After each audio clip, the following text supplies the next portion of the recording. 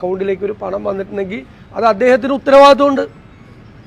ഉത്തരവാദിത്വമുണ്ട്, പൂർണ്ണമായ ഉത്തരവാദിത്വം ആ കാര്യത്തിൽ അദ്ദേഹത്തിനുണ്ട്. അതുകൊണ്ടാണ് ഞങ്ങൾ മുഖ്യമന്ത്രി രാജിവെക്കണം എന്നാവശ്യപ്പെട്ടത്. ആരോപണം ഗുരുതരമാണ്. അത് ആരെങ്കിലും കെട്ടിപ്പൊക്കിയ ഒരു ആരോപണമല്ലല്ലോ, അല്ലെങ്കിൽ രാഷ്ട്രീയമായി ആരെങ്കിലും ഉന്നയിച്ച ഒരു ആരോപണമല്ല, ഞങ്ങളാരും ഉന്നയിച്ച ആരോപണമല്ല.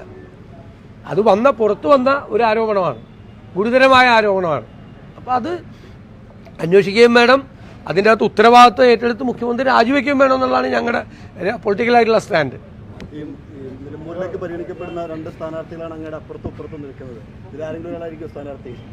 ഞങ്ങൾ അതിനൊരു പ്രൊസീജിയർ ഉണ്ട് കേരളത്തിലെ കോൺഗ്രസിന്. അത് തെരഞ്ഞെടുപ്പ് കമ്മിറ്റി കൂടി ആ തെരഞ്ഞെടുപ്പ് കമ്മിറ്റി പേരുകൾ ശുപാർശ ചെയ്ത് അഖിലേന്ത്യാ കോൺഗ്രസ് നേതൃത്വമാണ് ആ പേര് പ്രഖ്യാപിക്കേണ്ടത്. തെരഞ്ഞെടുപ്പ് പ്രഖ്യാപിക്കുമ്പോൾ മണിക്കൂറുകൾക്കകം സ്ഥാനാർത്ഥിയെ പ്രഖ്യാപിക്കുന്ന ഒരു പുതിയ രീതി ഞങ്ങൾ കുറേ നാളുകളായി അവലംബിക്കുന്നുണ്ട്. ആ രീതിയിൽ തെരഞ്ഞെടുപ്പ് ഇന്ന് പ്രഖ്യാപിച്ചാൽ ഇന്ന് രാത്രി, നാളെ പ്രഖ്യാപിച്ചാൽ നാളെ രാത്രി നമുക്ക് സ്ഥാനാർത്ഥിയെ പ്രഖ്യാപിക്കാൻ കഴിയുമെന്നാണ് എൻ്റെ വിശ്വാസം. അതിനുള്ള പ്രാഥമികമായ ചർച്ചകൾ നേതൃത്വം നടത്തിയിട്ടുണ്ട്. അത് കൂടുതൽ കൂടിയാലോചനകൾ നടത്തി ഉചിതമായ, ഇപ്പം നിങ്ങൾ പാലക്കാട് എന്തൊരു ബഹളമായിരുന്നു നിങ്ങളെല്ലാം കൂടി.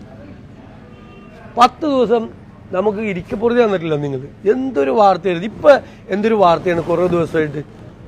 എന്തെല്ലാം വാർത്തയാണ് കൊടുക്കുന്നത് എല്ലാവരും അല്ല കേട്ടോ. എന്തെല്ലാം ഒരു ദിവസം രാവിലെ ഒരു സ്ഥാനാർത്ഥിയുടെ പേര് കൊടുക്കും, എന്നിട്ട് പറയും ഉച്ചയ്ക്ക് പറയും അയാളുടെ ഭാരം കുറഞ്ഞു, തൂക്കം വേറെ ആൾക്ക് കൂടിയെന്ന് പറയും. നിങ്ങളിങ്ങനെ കൊടുത്തുകൊണ്ടിരിക്കുകയാണ്. അപ്പം ഞങ്ങൾ പാവങ്ങൾ ഈ സ്ഥാനാർത്ഥിയെ തീരുമാനിക്കാൻ നമ്മളൊക്കെ വലിയ ആളുകളാണെന്ന് വിചാരിച്ച് ഞങ്ങൾ നടക്കണം. ഇതൊക്കെ തീരുമാനിക്കണം ഞങ്ങളൊക്കെയാണെന്ന് വിചാരിച്ചിട്ട് നമ്മൾ നടക്കണം. ഞങ്ങൾക്കൊരു അനുമതി ഇത് തീരുമാനിക്കാൻ വേണ്ടിയിട്ട്. ഇന്നലെ വേറൊരു വാർത്ത ഞാൻ കണ്ടു, ഡൽഹിയിൽ നിന്ന് അനുമതി കൊടുത്തു. അപ്പം അൻവർ ഞങ്ങളെ കാണാൻ വേണ്ടി ഇരിക്കുകയാണ്. ഡൽഹിയിൽ നിന്ന് അനുമതി കൊടുത്തു തൃണമൂൽ കോൺഗ്രസിനെ മുന്നണിയിലെടുക്കാൻ. നിങ്ങൾ വാർത്ത കൊടുത്താണ്. അപ്പം ഞാൻ വിമർശിക്കില്ല കേട്ടോ. ഇടയ്ക്ക് ഞാൻ ഇങ്ങനെ പരിഭവം പറയും, ഇങ്ങനെ തമാശയായിട്ട് വിമർശിക്കൊന്നുമില്ല. നിങ്ങൾക്ക് അതിനുള്ള സ്വാതന്ത്ര്യവും എല്ലാ കാര്യവും ഉണ്ട്. പക്ഷെ നിങ്ങളൊരു കാര്യം പോവാതെ നോക്കണം ഇത് ചെയ്യുന്നവർ. നിങ്ങളുടെ ഒരു വിശ്വാസ്യത, നിങ്ങൾ എപ്പോഴും ഇങ്ങനെ വാർത്ത ഇതുപോലത്തെ കൊടുത്തുകൊണ്ടിരുന്ന ആളില്ല. അത് ആ ചാനലല്ലേ ഇങ്ങനെ സ്ഥിരം പറയണമെന്ന്. അതാണ് എനിക്ക് വിഷമം. അത് ഓർത്തോളാം. LDF അവരുടെ രാഷ്ട്രീയ വോട്ടുകൾക്കൊപ്പം UDF കിട്ടുന്ന അസംതൃപ്തരായ വോട്ടുകൾ കൂടി കിട്ടിയാൽ വിജയിക്കുമെന്നാണ് അവരുടെ പ്രതീക്ഷ. അങ്ങനെ ഒരു അസംതൃപ്തി UDF ഇല്ല. അവരുടെ രാഷ്ട്രീയ വോട്ട് അവർക്ക് കിട്ടൂലല്ലോ. കിട്ടിയോ? എന്തൊക്കെ ബഹളം ഉണ്ടാക്കിയതാ പാലക്കാട്. എന്നിട്ട് എന്തായി എന്നിട്ട് പാലക്കാട് ദയനീയമായ 3ാം സ്ഥാനത്തേക്ക് പോയില്ലേ. തൃക്കാക്കരയിൽ എന്താ സംഭവിച്ചത്? മുഖ്യമന്ത്രിയും മന്ത്രിമാരും വന്ന് 1 മാസം ക്യാമ്പ് ചെയ്തു ഇല്ലേ? തൃക്കാക്കരയിൽ 1 മാസം ക്യാമ്പ് ചെയ്തു.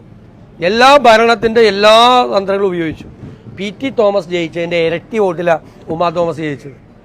എന്തായിരുന്നു അവിടെ ബഹളം പുതുപ്പള്ളിയിൽ?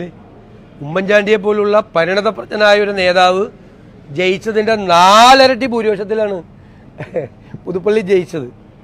പാലക്കാട് ഷാഫി പറമ്പിലിനെ പോലത്തെ ഒരു പ്രഗത്ഭനായ ഒരു പാർലമെന്റേറിയൻ ജയിച്ചതിന്റെ 5 ഇരട്ടി വോട്ടിലാണ് പാലക്കാട് ഉപതെരഞ്ഞെടുപ്പിൽ ജയിച്ചത്. ഇന്ത്യയിൽ നിങ്ങളൊന്ന് ചെക്ക് ചെയ്ത് നോക്കിയോ, സാധാരണ ഉപതെരഞ്ഞെടുപ്പ് നടക്കുന്ന സ്ഥലത്ത് പ്രതിപക്ഷത്തിന്റെ സ്ഥിതി ദയനീയമാണ്. എല്ലായിടത്തും പ്രതിപക്ഷത്തിൽ ജയിക്കാൻ പറ്റാറില്ല. കേരളത്തിൽ അങ്ങനെയല്ല.